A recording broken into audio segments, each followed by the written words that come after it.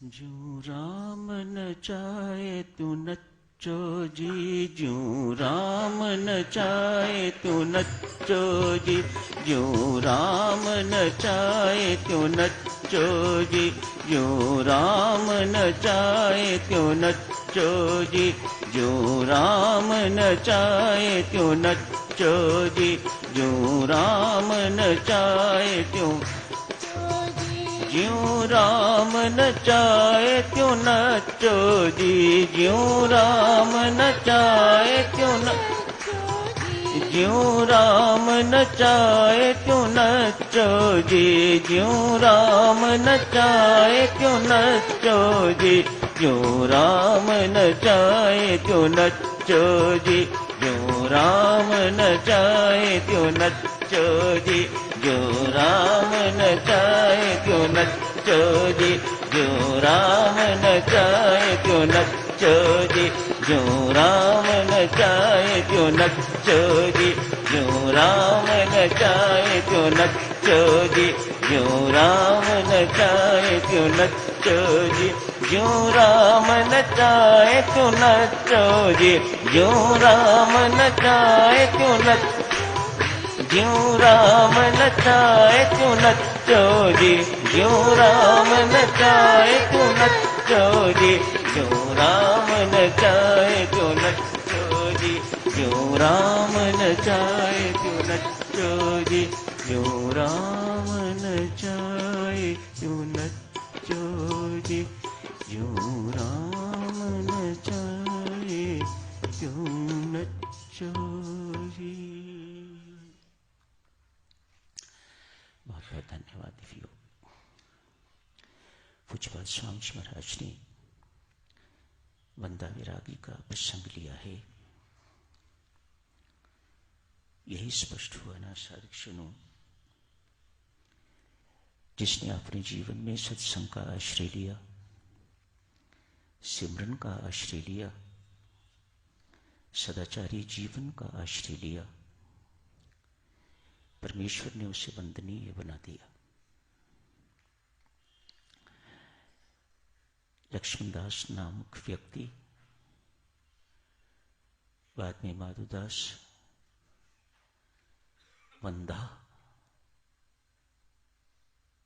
वैरागी नाम पड़ गया, वंदनीय बना दिया परमात्मा ने।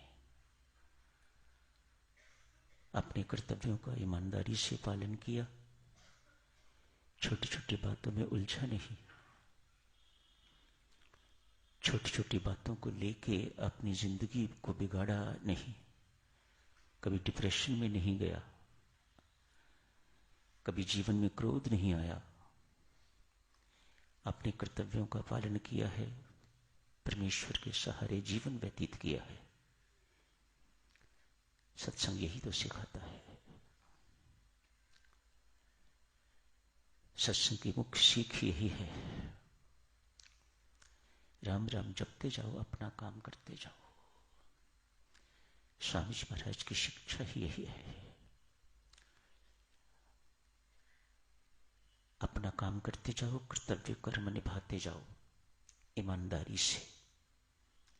सदाचारी नहीं छोड़नी, सदाचरण नहीं छोड़ना, नहीं तो निंदनीय बन जाओगे।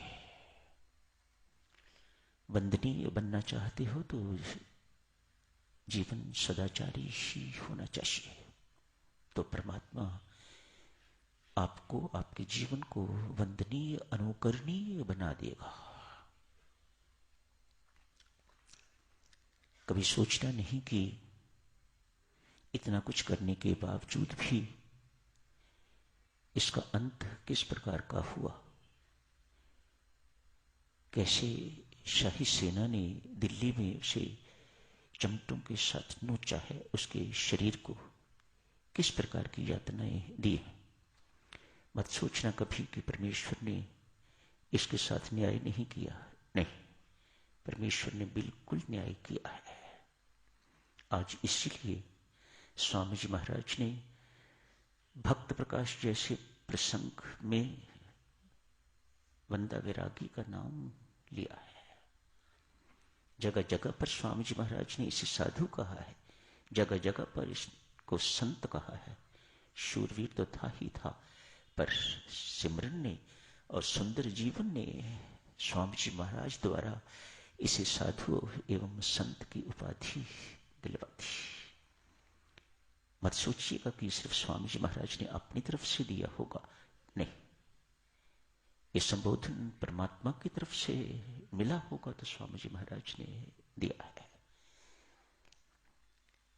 परमात्मा ने इसका साधुत्व स्वीकार किया, इसकी संताई को स्वीकार किया। एक लड़ने वाला होने के बावजूद भी, युद्ध करने वाला व्यक्ति है, राजपूत है,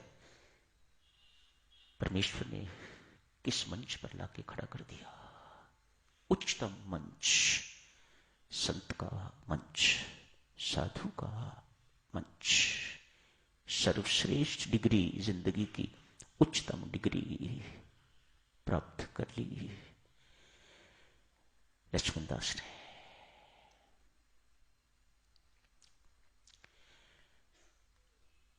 अपने गुरु से भी कहीं आगे निकल गए। गुरु गोविंद सिंह जी के साथ इनका संपर्क हुआ, बड़ी घनिष्ठता हो गई। दोनों ने मिलकर तो अनेक युद्ध किए। जगह जगह जहां जहां भी युद्ध की जरूरत थी, लड़ाई की जरूरत थी, वहां वहां इन्होंने युद्ध किया। सफलताएं भी मिली और फिर अपने ही लोगों में फूट के कारण, उनकी ईर्ष्या इत्यादि के कारण बंदा बैरागी पकड़ी भी गई।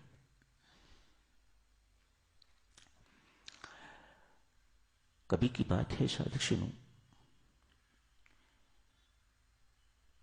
गुरु गोविंद सिंह जी ने पूछा, बंदा तेरा गुरु कहां है?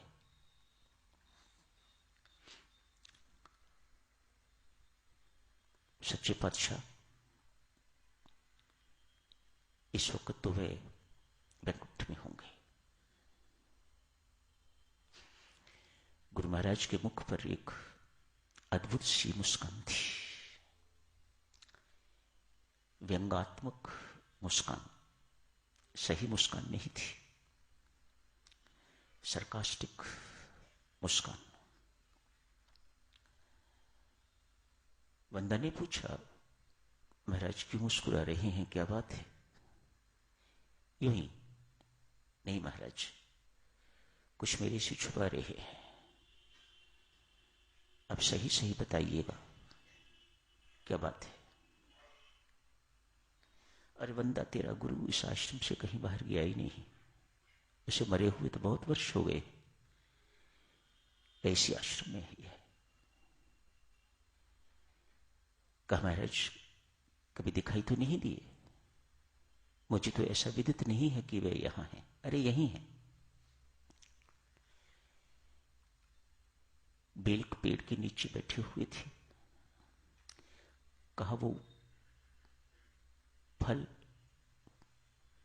तोड़, इसे नीचे ला, काट। काटा, उसमें से एक कीड़ा निकला। गुरु गोविंद सिंह जी कहते हैं, यही तेरा गुरु। पूछा, महाराज क्या कह रहे हैं आप? मेरे गुरु महाराज का अपमान कर रहे हैं। अरे नहीं, ठीक कह रहा हूं। ऐसा क्यों हुआ इनके साथ? इन्हीं से पूछ।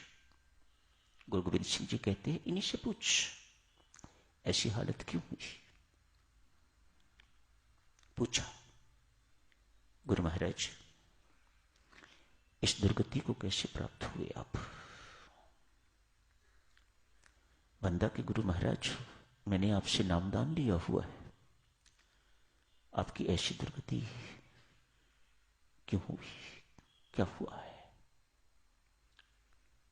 कहा, माधुदास, उस वक्त अभी बंदा नहीं बना होगा, माधुदास होगा। कहा, माधुदास,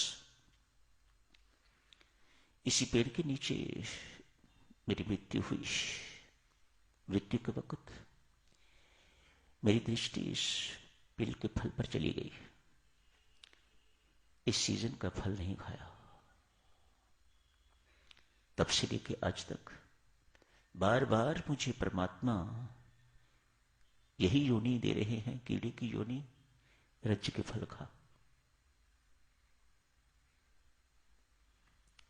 एक बार मरता हूं, फिर परमात्मा मुझे फल में डाल देते हैं, फिर मरता हूं, फिर फल में डाल देते हैं। कैसी खतरनाक चीज है देवियों सज्जनों ये आसक्ति। स्वामी जी महाराज का उपकार देखो, जो आप सबसे, हम सबसे हाथ जोड़ के विनती करते हैं, छोड़ो इन मामूली मामूली छोटी छोटी बातों को, तुच्छ बातों को। देखो क्या हशर हुआ है इस गुरु का। जिसकी आसक्ति परमात्मा से टूट गई तो उस फल के प्रति आसक्त हुआ, तो परमात्मा ने अनेक योनियां इसी काम में व्यतीत कर दी। ले जितना मर्जी फल खा। माधुदास, इन गुरु महाराज से कहो मेरी सद्गति करवाएं। मेरा प्रारब्ध कुछ ऐसा ही लिखा होगा कि दुर्गति होगी, और उसके बाद ये सतगुरु महाराज द्वारा तेरा कल्याण होगा।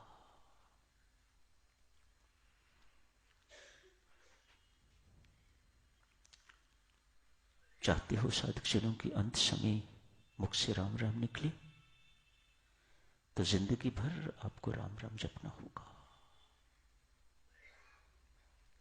इस वक्त आप किसी एक चीज को लेके ऐसे बैठ जाते हो, उसे ऐसे दिल पर लगा लेते हो जैसे कि सब कुछ संसार का यही है। अगर इसी वक्त मृत्यु हो गई तो सोचो सारा किए किराए पर पानी फिर जाएगा। पार्थ, जो अंत समय मेरा स्मरण करता हुआ देह को त्यागता है, वह निस्संदेह मुझे प्राप्त करता है। मानो अंत समय का सोच, अंत समय की सोच, अंत समय का जो दृश्य आपके सामने होता है, उसी दृश्य को आप प्राप्त होते हैं। जैसे एक फोटोग्राफर की दुकान पर व्यक्ति फोटो खिंचवाने के लिए जाता है। फोटोग्राफर कहता है स्माइल प्लीज। मानो हंसोगे तो फोटो हंसी की आएगी, सीरियस मुख रखोगे तो सीरियस मुख की फोटो आएगी, रोता हुआ मुख बनाओगे तो रोते हुए मुख की फोटो आएगी। बहुत सुंदर उदाहरण। इसी प्रकार से ही सत्य है। हमारा अगला जन्म किस पर निर्भर करता है? आपकी अंत समय हालत क्या थी? अंत समय तभी मुख से राम राम जपा जाएगा यदि जिंदगी भर छोटी छोटी बातों में आप उलझे नहीं, छोटी छोटी बातों को महत्व नहीं दिया, झूठ नहीं बोला, बेईमानी नहीं करी, हेराफेरी नहीं करी, अन्याय इत्यादि नहीं किया, बहुत पवित्र जीवन, सदाचारी जीवन व्यतीत किया है, तो साधकजनों तब परमात्मा कृपा करेगा तो अंत समय मुख से राम निकलेगा तो आपकी सद्गति होगी, आप राम को प्राप्त होगे।